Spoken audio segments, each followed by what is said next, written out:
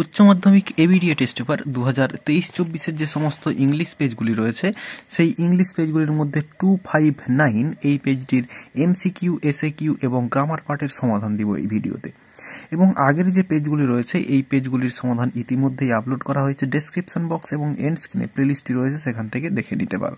তাহলে এখন এই পেজে 259 পেজটির এমসিকিউ, এসএকিউ এবং গ্রামার পার্টের সমাধান। তো এখানে গ্রুপ বিতে প্রথমে রয়েছে এমসিকিউ প্রশ্নগুলি। প্রথমে রয়েছে প্রোজ পার্ট থেকে এবং শুরুতে রয়েছে Kalam's father believed that for people in distress he was dash. অ্যান্সারটা হচ্ছে অপশন এ মিডিয়েটর। অর্থাৎ কালামের বাবা বিশ্বাস করতেন যে সাধারণ মানুষ যারা তাদের যে ডিস্ট্রেস অর্থাৎ তাদের যে কষ্ট তার মধ্যে তিনি একজন সাধারণ মিডিয়েটর অর্থাৎ মধ্যস্থতা স্থাপন করেন। এরপরে রয়েছে the girl got off from the train at dash. অ্যান্সারটা হচ্ছে বিয়ের দাগ সাহারানপুর। অর্থাৎ দি আইস হ্যাভ ইট গল্পটিতে মেয়েটি ট্রেন থেকে নেমে গিয়েছিল সাহারানপুরে। এরপর রয়েছে Mrs Washington Jones dragged the boy to her house to dash. অ্যান্সারটা ডিয়ের দাগ clean him up and cook him a meal. তো মিসেস ওয়াশিংটন জোন্স সে ছেলেটিকে টানতে টানতে নিয়ে এসেছিল তার বাড়িতে তাকে পরিষ্কার করতে এবং তার জন্য খাবার রান্না করতে বা তাকে খাওয়া দাওয়া করাতে আর কি। এরপর রয়েছে the czar wanted answers to 3 important questions so that he could be dash. অ্যান্সারটা হবে বিয়ের দাগ সাকসেসফুল। যার তার গুরুত্বপূর্ণ 3টি কোশ্চেনের অ্যান্সারগুলো চেয়েছিল সাকসেসফুল হওয়ার জন্য। এরপরে পোয়েট্রি পার্ট থেকে এমসিকিউ প্রশ্নগুলি রয়েছে। প্রথমে রয়েছে in the poem killing of a, এখানে ট্রিজ রয়েছে, ট্রি হবে ইজ ডেসক্রাইবড অ্যাজ, এরপরে ড্যাশ রয়েছে, অ্যান্সারটা হবে ডি এর দাগ এ ডেলিবারেট অ্যাক্ট।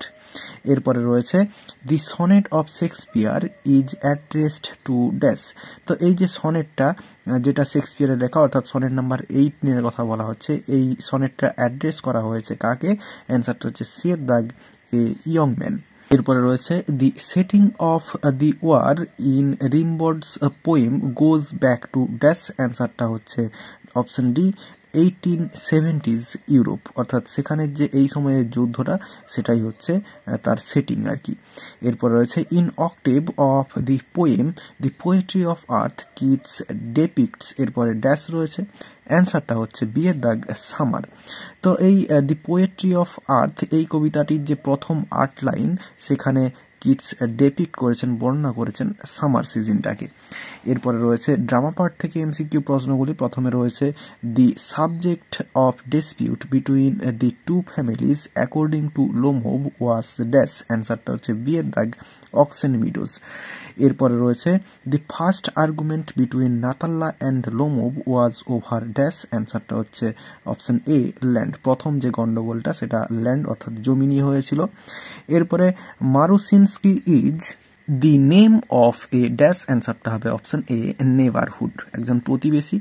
এরপরে Chubukov celebrates the union between his son in law and his daughter with dash. অ্যান্সারটা হচ্ছে অপশন ডি শ্যাম্পেন। অর্থাৎ লোমোভ এবং নাতাল্লার যে ইউনিয়ন অর্থাৎ তাদের যে মিলন হয়েছিল সেটাকে চুবুকোভ সেলিব্রেট করেছিল শ্যাম্পেন দিয়ে। এরপর রয়েছে 2 এর দাগে প্রোজ পার্ট থেকে এবং পোয়েট্রি পার্ট থেকে এসএকিউ প্রশ্নগুলি। তো এগুলোর সমাধান খাতায় করে দেখিয়ে দিচ্ছি, চলো। প্রথমে এসএকিউ প্রশ্নগুলি রয়েছে প্রোজ পার্ট থেকে। শুরুতে রয়েছে why was Kalam's father well known in their locality. তো কালামের বাবা তার যে লোকালিটি অঞ্চল সেখানে জনপ্রিয় বা পরিচিত ছিলেন কেন? অ্যান্সারটা Kalam's father was well known in their locality because he was a wise and spiritual person and he was always in service of mankind. অর্থাৎ কালামের বাবা ওয়াইস জ্ঞানী ছিলেন এবং হচ্ছে স্পিরিচুয়াল পারসন ছিলেন এবং তিনি সব সময় মানুষদের সাহায্য করতেন এবং এই জন্যই তিনি পরিচিত ছিলেন বা খুব জনপ্রিয় ছিলেন। এরপরে রয়েছে how did Mrs Jones ensure that the boy could not break free from her grip. তো ছেলেটি যাতে মিসেস জোনসের যে গ্রিপ অর্থাৎ তার নাগাল থেকে যাতে না পালিয়ে যেতে পারে কিভাবে ইনশিওর হয়েছিলেন, নিশ্চিত হয়েছিলেন। অ্যান্সারটা Mrs Jones turned the boy around in front of her and gripped him tightly around his neck to ensure that he could not break free from her grip. তো বলছে মিসেস জোনস ছেলেটিকে সামনের দিকে নিয়ে এসেছিলেন এবং তাকে শক্তভাবে ধরেছিলেন তার ঘাড়ে এবং নিশ্চিত হয়েছিলেন যাতে হচ্ছে ছেলেটি তার যে গ্রিপ, তার যে নাগাল সেখান থেকে বেরিয়ে যেতে না পারে। এরপরে রয়েছে does Ruskin bond attempt to strike up a conversation with the girl. তো রাস্কিন বন্ড অর্থাৎ দি আইজ হ্যাভ ইটের যে ন্যারেটর তিনি কিভাবে ওই মেয়েটির সঙ্গে কনভারসেশন শুরু করেছিলেন, বার্তালাপ শুরু করেছিলেন।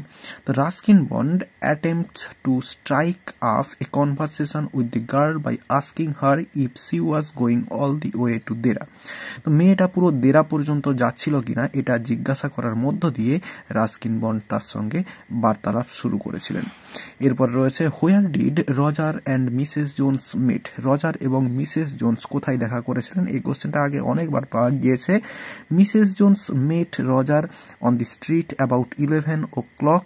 এরপরে অ্যাট নাইট কথাটা লিখে দিলে ভালো হয়, অ্যাট নাইট এটা লিখতে হবে, অ্যাট নাইট রাত্রেবেলা। When Roger tried to snatch Mrs Jones pocket book. তো রাত্রি 11টার সময় রাস্তাতে মিসেস জোনস রজারের সঙ্গে দেখা করেছিলেন বা দেখা হয়েছিল তাদের, যখন রজার মিসেস জোনসের যে পকেট বুক সেটা ছিনতাই করতে চেষ্টা করেছিল। এরপর রয়েছে why did the tsar disguise his appearance before meeting the hermit. তো হারমিটের সঙ্গে দেখা করার আগে যার ছদ্মবেশ নিয়েছিলেন কেন? অ্যান্সারটা before meeting the hermit the tsar disguised of a common man because the hermit met only common people. তো মেটের জায়গায় রিসিভড কথাটাও লিখে দিতে পারি যেরকমটা বইয়ে রয়েছে। তো যার হারমিটের সঙ্গে দেখা করার আগে সে সাধারণ মানুষের ছদ্মবেশ নিয়েছিলেন, কারণ হারমিট সাধারণ মানুষের সঙ্গেই কেবলমাত্র দেখা করে। এরপরে রয়েছে how does Kalam describe his neighbourhood. কালামের যে প্রতিবেশী সেটিকে কিভাবে কালাম বর্ণনা করেছেন? অ্যান্সারটা according to Kalam their locality was predominantly Muslim but there were quite a lot of Hindu families to living amicably with their Muslim neighbour. তাহলে বলছে কালামের যে লোকালিটি সেটি প্রধানত মুসলিমদের বাস এবং সেখানে কিছু সংখ্যক হিন্দু ফ্যামিলিও ছিল যারা হচ্ছে তাদের মুসলিম নেবার অর্থাৎ মুসলিম প্রতিবেশীর সঙ্গে মিলেমিশে বা বন্ধুত্বপূর্ণভাবে বাস করত। এরপর রয়েছে what was the safe remark made by the narrator. Narrator কোন নিরাপদ রিমার্কটা তিনি করেছিলেন? অ্যান্সারটা the narrator remarked that the girl had an interesting face and this was the safe remark according to narrator. তো মেয়েটা সম্পর্কে ন্যারেটর রিমার্ক করেছিলেন যে তার ইন্টারেস্টিং ফেস রয়েছে এবং এটাই হচ্ছে ন্যারেটরের সেফ রিমার্ক ন্যারেটরের মতে। এরপর রয়েছে for what 3 questions does the tsar want answer. কিসের জন্য যার এই 3টি কোশ্চেনের উত্তর চান? কোশ্চেনটা অনেকবার পাওয়া গিয়েছে কিন্তু এখানে কোশ্চেনটা একটু অন্যরকম ভাবে দিয়েছে, কিন্তু অ্যান্সারটা একই। The czar wants answers of his 3 questions because he thought if he knew the right answers then he would never fail in anything he might undertake. তো যার এই 3টি কোশ্চেনের উত্তর জানতে চেয়েছিলেন কারণ তিনি ভেবেছিলেন যে তিনি যদি এই 3টে কোশ্চেনের সঠিক উত্তর জানতে পারেন তাহলে তিনি কোনো কাজে ব্যর্থ হবেন না। এরপরে পোয়েট্রি পার্ট থেকে এসে কিউ প্রশ্নগুলি। প্রথমে রয়েছে where does irony lie in the poem on killing a tree. তো অন কিলিং এ ট্রি কবিতাটিতে আইরনি কোথায় রয়েছে? অ্যান্সারটা the poem on killing a tree ironically conveys a message that the nature which makes our existence is being destroyed by us.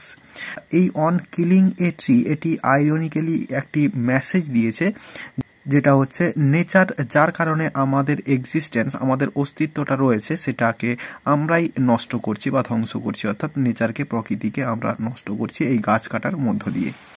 এরপরে রয়েছে why does the poet request the humming insects not to disturb the soldier.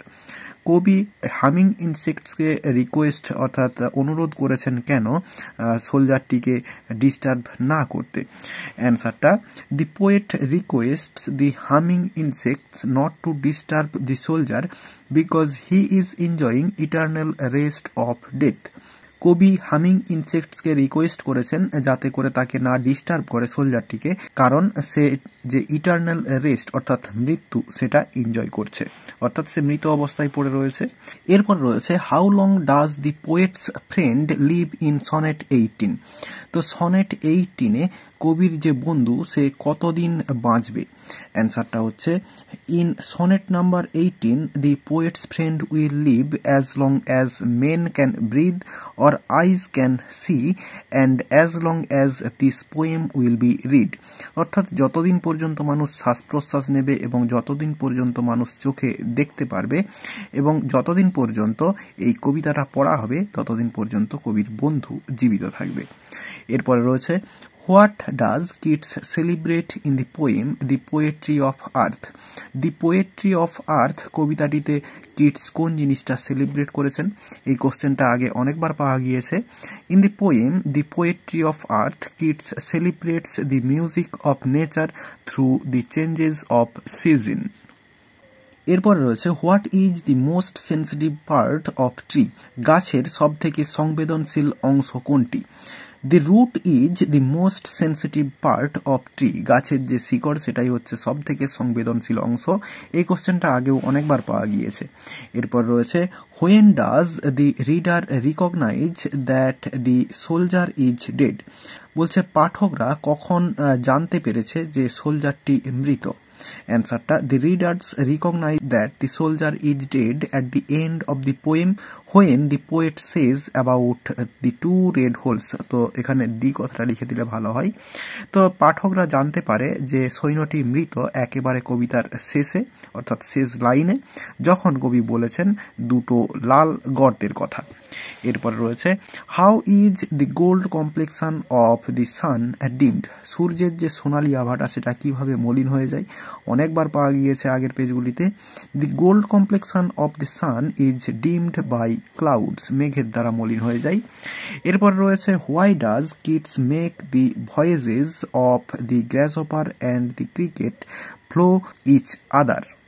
অ্যান্সারটা, kids makes the voices of the grasshopper and the cricket flow each other to create the impression that the music of earth never সিজেস।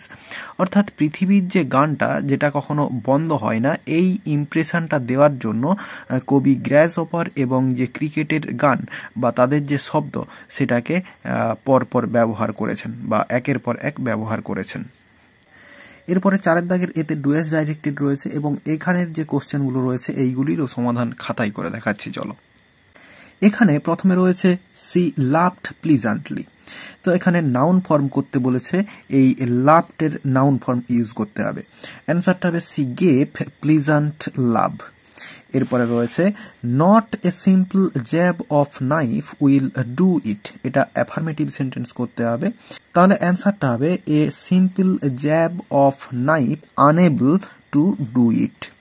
এরপরে রয়েছে the water was carried home for ইনভ্যালিডস। Voice change করতে দেওয়া রয়েছে। তাহলে the water subject, এরপরে was carried অর্থাৎ passive voice রয়েছে এবং ক্যারিডটা মেন ভার্ব এবং হোম ফর ইনভ্যালিডস এটা এক্সট্রা অংশ রয়েছে কিন্তু অবজেক্ট নেই। তাহলে বাই দিয়ে সামওয়ান বা বাই দিয়ে কারা বয়ে নিয়ে যেত জলটা সেটা হচ্ছে পিপল। তো বাই পিপল আমরা ধরে নেব, পিপল ধরে নিয়ে আমরা করব। অ্যাক্টিভ ভয়েসে করব, তাহলে সিম্পল পাস্ট টেন্সে রয়েছে। তাহলে পিপলটা প্রথমে নিয়ে আসবো, এরপরে ভার্বের সেকেন্ড ফর্ম ক্যারিড, এরপরে দি ওয়াটার বসে যাবে, এরপরে এক্সট্রা অংশটা হোম ফর ইনভ্যালিডস এটা লিখে দেব। তাহলে people carried the water home for invalids. এরপরে রয়েছে shall I compare thee to a summer's day. Assertive sentence করতে দিয়েছে। তাহলে শ্যাল আই কম্পেয়ার দি, আমি কি তোমাকে তুলনা করতে পারি? তাহলে আমি তোমাকে তুলনা করতে পারি না। I shall not compare thee, এরপরে টু এ সামার্স ডে যেমন আছে বসে যাবে এবং শেষে ফুল স্টপ হয়ে যাবে, অ্যাসার্টিভ সেন্টেন্স হয়ে গেল। এরপর রয়েছে the boy could hear other roomers লাফিং and talking in the large house. Splitting করতে দেওয়া রয়েছে। তো এখানে 3টি সেন্টেন্সে স্প্লিটিং হবে। প্রথমে হবে ইট ওয়াজ এ লার্জ হাউস, এটা হয়ে গেল, এই যে লার্জ হাউস রয়েছে, ইট ওয়াজ এ লার্জ হাউস। এরপরে করা হলো দি boy could hear other rumours, অন্য যে রুমে যারা ছিল তাদের কথাগুলো শুনতে পারছিল। এরপরে দে ওয়ার লাফিং অ্যান্ড টকিং, তারা হাসছিল এবং কথা বলছিল। তাহলে 3টে সিম্পল সেন্টেন্সে স্প্লিটিং হয়ে গেল। এরপরে রয়েছে Natalya Stepanovna said are you going to start shooting soon, indirect speech করতে দেওয়া রয়েছে। তাহলে এইখানে এই যে রিপোর্টেড স্পিচটি এটি ইন্টারোগেটিভ সেন্টেন্সে রয়েছে এবং ইয়েস নো কোশ্চেন্সে রয়েছে। তাহলে নাতাল্লা স্টিপানোভনা সেড রয়েছে, নাতাল্লা স্টিপানোভনা আস্কড হয়ে যাবে। এরপরে ইফ আসবে সাবঅর্ডিনেটিং কনজাংশন। এরপরে এই যে ইউ, এটা হচ্ছে লোমবকে বোঝানো হচ্ছে, সেটা পার্সেন্ট চেঞ্জ হয়ে হি হবে। এরপরে আর গোয়িং রয়েছে, মানে প্রেজেন্ট কন্টিনিউয়াস টেন্সে রয়েছে, পাস্ট কন্টিনিউয়াস টেন্সে হবে। তাহলে হি এর পরে ওয়াজ গোয়িং, এরপরে টু স্টার্ট শুটিং সুন যেমন রয়েছে বসে যাবে। তাহলে অ্যান্সারটা Natalya Stepanovna asked if he was going to start shooting soon. এরপরে বি এর দাগে রয়েছে আর্টিকেলস অ্যান্ড প্রিপোজিশনস রয়েছে এবং সি এর দাগে রয়েছে এরর কারেকশন। তো এগুলো বই থেকেই রয়েছে, তো এগুলো বলে আর টাইম নষ্ট করছি না। তাহলে এই পেজটির সমস্ত এমসিকিউ, এসএকিউ এবং গ্রামার পার্টের সমাধানগুলো দেওয়া হয়ে গেল। ভিডিওটি ভালো লেগে থাকলে একটি লাইক করো এবং বন্ধুদের মধ্যে শেয়ার করো, এবং আমার এই চ্যানেলে নতুন হলে চ্যানেলটি সাবস্ক্রাইব করে পাশে থাকা বেল আইকনটি প্রেস করো পরের ভিডিওগুলি সবার আগে পাওয়ার জন্য। এই ভিডিওতে এতটাই দেখাবে, নেক্সট ভিডিওতে ভালো থাকো সবাই, ধন্যবাদ।